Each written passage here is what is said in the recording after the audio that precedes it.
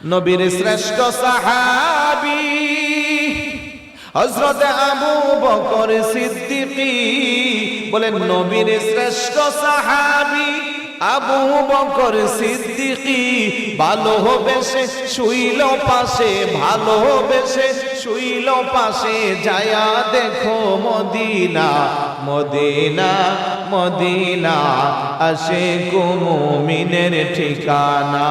বলেন মদিনা আশিক মুমিনের ঠিকানা। দিদার চেয়ে কাঁদো তোমরা, দিদার চেয়ে হও না নবীর দেওয়ানা। মদিনা মদিনা আশিক মুমিনের ঠিকানা। বলেন মদিনা আশিক মুমিনের ঠিকানা।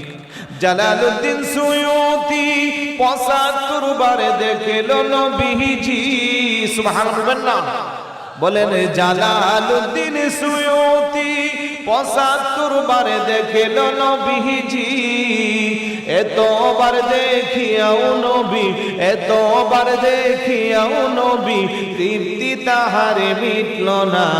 মদিনা মদিনা আশিক মুমিনের ঠিকানা।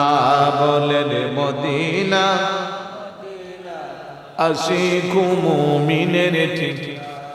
দিদার চেয়ে কাঁদো তোমরা, দিদার কাঁদো তোমরা, হও না নবীর দেওয়ানা। মদিনা মদিনা আশিক মুমিনের ঠিকানা।